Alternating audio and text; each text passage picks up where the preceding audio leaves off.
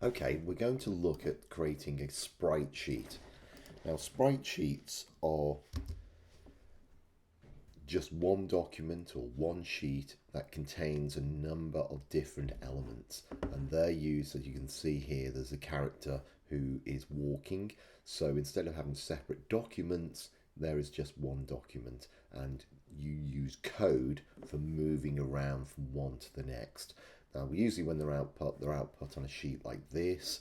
Also, you can create them in a Photoshop file in a layered format, and then you can output them using a script to assemble them as one sheet before importing them into a program that you can then use code to animate it.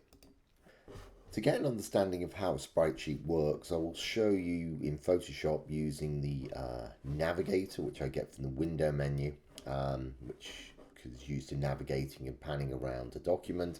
And I've just closed up this document here with the window closed up. Now, all the sprite sheet does when you've output it and assembled it and it uses code to move around, all the code is doing is moving from one to the next, going from one image to the next and moving around. Different ways it can do that, certainly in different types of programs, how it enables or deploys a style sheet, but mainly in HTML5 and for websites, it's using a div tag, so it's moving around with the div tag or going to different div tags and just using the one image. Okay, we're going to have a look at how we do this in Photoshop. Now in Photoshop, we've got our layers here and a character has been created. This has been got from Adobe's website where they're doing Flash, and this is a couple of years back when they had CS6. There's information about how to do a sprite sheet. Mainly you can assemble it in Flash. It's quite a popular way that game developers use for animating characters. Right, so this is a layered document here, and we can have that and we can output it as one sheet. Now what you will need is a script. So if I go to the file menu and I go down to scripts, you will need export to Edge Animate. If you don't have that, you will need to download it. Now if you go to the help documents on Adobe's site, there is a page which is export sprite sheets from Adobe Photoshop. Now this gives you an explanation of how to go about doing this with a layered document. Also it gives you information of where to download the script and how to install it into Photoshop. Now if you haven't got that or you can't install it, you will have to do this manually on one sheet, and also once you get it into Edge Animate, you will also have to do it manually. We will look at both. Right, okay, so we're ready to assemble our sprite sheet from Photoshop using the script. Now it's important that the top layer, doesn't matter what you number it, is the first one on your sprite sheet, and that's the starter image. So that's pretty important to set it out like that. Otherwise, if I had it the other way around, this character would end up looking as though they're walking backwards. So make sure you've got that sorted, you've saved it, and it's ready to go. Now I've installed the script as following the instructions on the Adobe help site. And if I go to the file menu, I go down to scripts and I go export to Edge Animate. Now it comes up and says please back up before saving, so I make sure I've saved and up to date. Now I'll go back, scripts, export to Edge Animate. It will come up and say a sprite sheet and corresponding EAS file has been generated, and we'll be able to go and have a look at what's happened. Now in my folder I had the actual original one here. Also I have another sprite sheet that I've created with it all on one sheet if I couldn't get hold of the script. Here is the file it's generated, and it's named it that, so I'll bring it in and I'll change it in Edge Animate. Now this is the EAS file, And what that is some script on there. Sometimes it's XML or it links up with JSON, so you can import information of where everything, the location and the size, so everything sort of meshes up when you lay it out. So we'll be bringing that in. If that's not possible and you don't have access to the script and it won't generate one of these files, you will have to do it manually in Edge Animate, which we'll look at also.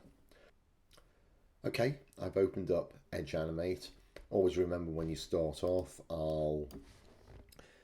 to name it, I'll call this Walking Man. I name that up in the properties for the stage. You would also change the stage size to what you wanted it to be, and also if you wanted to have it a responsive stage, you would need to change that also. We're going to leave those, but the only thing we'll do is we'll change the background color to have it say a bluey color. And once we've created that, we are going to bring in a shape which is going to be where the character is going to be walking on, and we place that down the bottom. That's a rectangle. I can either name it up here or down below, and I will just call that road. Right, and it's changed that, so I've layered that up already. Now it's time to bring in my sprite sheet. So I go to the file menu and import sprite sheet. I go to my folder and I bring in the sprite sheet. Now this is a little helper. This panel will help you lay it out. I'll just drag it out, make it a little bit larger so we can see what's going on there. Now you'll see it's got these table sections, and ideally each of our characters in the sprite sheet should be inside there, otherwise they'll be clipped. Now how you would do that is you would go down to the bottom here, and it has a number of rows. You can increase them or decrease them. In our case, we're going to go for 3 columns, 3 rows. So we do that, and we've got that.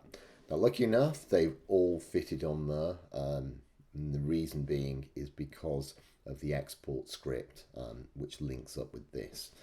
Now, if you have an EAS file, and we've generated it through Photoshop, that's where you would check that to bring it in. But before I do that, I'll just click on Preview Animation. And there you go, and that's what it would look like. He's running spectacularly fast, so I'll just stop that.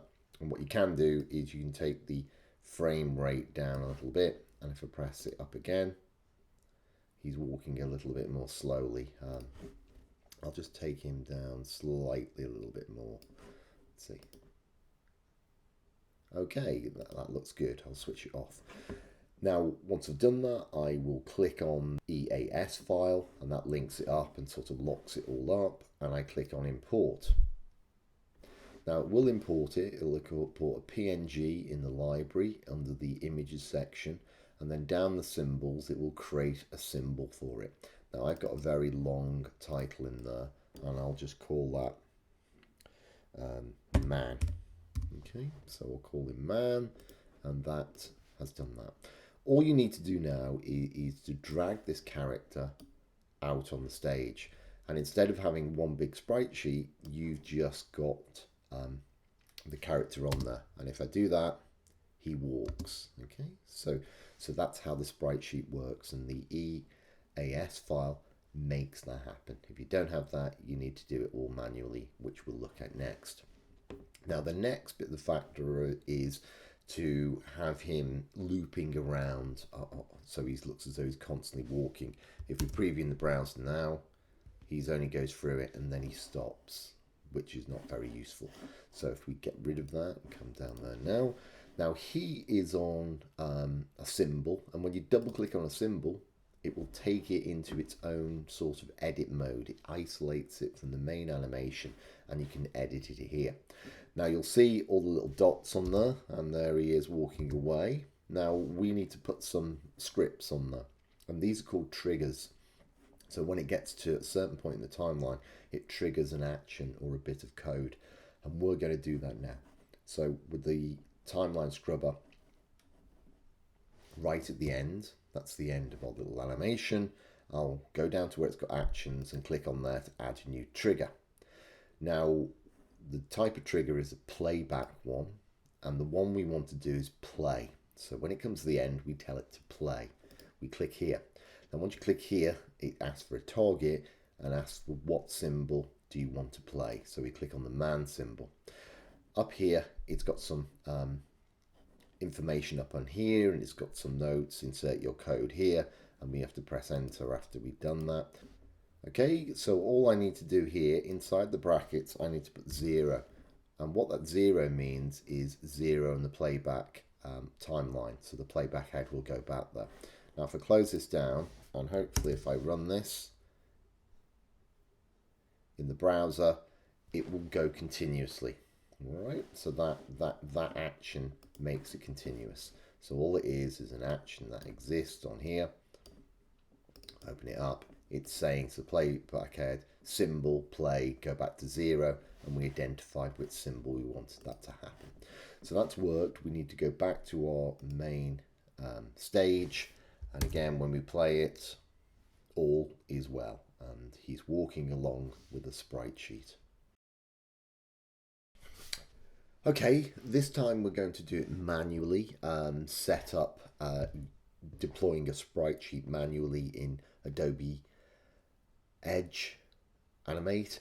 Now you might find yourself in this position if you don't have the script in Photoshop to export it, or possibly it's Solent. Maybe you find that you go to export it and that plugin, that script is not on Photoshop, and you're unable to install it. So this is what you would do. You would save a sprite sheet, all the characters, all the things you want to animate on one sheet, and save it as a PNG, or you can save it as an SVG. We've saved one as a PNG, and we're just going to bring it in as an image and have a go at setting it up manually. It's a file menu, and we'll still do it through import sprite sheet. Now this one, we've got it here, and there it is, all one sheet. Now when we go down, if I just take that down, make it a little bit smaller, and as we did before, I will give it a little bit more of a go. Now this one I've set up manually because it hasn't done it through the script, and that lays it out in 3 columns and goes down a little bit further, so that's what you need to be more consistent. So I've got these 8 images that I've got to do manually.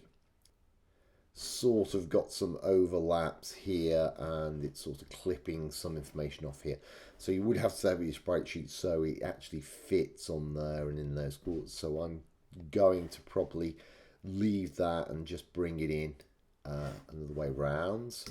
Okay, we've opened a new Edge Animate document. We've set up a stage color of blue for the sky, and again we set up a rectangle shape in grey for the road for the character to walk on. So we're back to sort of where we were before, and we'll just sort of blow this up a little bit more.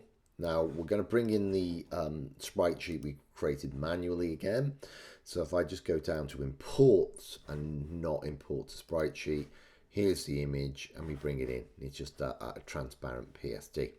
Here it is, all on there. We've got 5 columns and 2 rows with 8 characters. So I'll just put it about here. Now we're going to do this manually. We're not going to change it into a symbol. We're going to just leave it as an image, which will come in as a background image, which will be able to control the movement of that around the box. And we're creating the box by where it says clip and clipping. So if I put that on there, now once I've done that, I need to bring in the clipping. And now the clipping is just a box that masks it off. So we'll come here, and what that will do is be a mask for setting up how big those div tags boxes will come out. So I'll just do that, and then also this size. I will bring this in a bit, and there we go. I might need to set up some guides to make sure when I set up the other characters everything's fine. So I've set those 2 values up, and what I will do is click a coordinate keyframe for the background image and also a keyframe for the clip. So we've got those 2 things set up. You might need to adjust the clip, so you might have to set up another keyframe. Now we will just change the timeline to click here, and it puts guides down at the bottom. That puts guides on there, and we'll just change the you can change the increments if you want, but we'll sort of leave that where it is. I move it on the playback head. I make sure I turn off auto transition and auto keyframing, because that we want it to jump from each one rather than do a transition. That won't work. And then I come up with the background image and I put in an X and Y coordinate for that. And once I've done that, I just need to put the X value and take it over. And as you see, I'm taking it down. It's moving that image around, panning it around inside the box. Now, when I'm happy with that, you can give another clip on that, which I will. Usually you only have to put another clip keyframe if you've adjusted the clip, but we'll just put it in there anyway. I move the playback head on again, and I continue to minus down the X coordinates. You will see here, I'm trying to put it here and there, and it's got a little bit of an edge here and an edge there. So I make sure I've got my background position there selected, so I put the keyframe there. And what I need to do is I need to adjust the clipping, which will clip off I need to go to the other side and bring it in. Now, because I've adjusted it, I definitely need to click a keyframe there. So keyframe is put on, and again, I move it on again. I put an X and Y coordinate, and I start to again move along, taking it down, and put my next one on. Again, you'll see here it's starting to clip it a bit, so I need to adjust. So I will move these out either side. I might move the bottom one down a bit. There we go. And again, because I've adjusted it, make sure you put another keyframe there. I move it on again. So we're up to our fifth one. I put an X and Y coordinate for the keyframe, and I move it on, and this should be our last one. It comes in, yeah, just about fits in there, so I don't need to adjust the clip, but I'll put a keyframe in all the same. Now I'll move along. This will be our sixth image.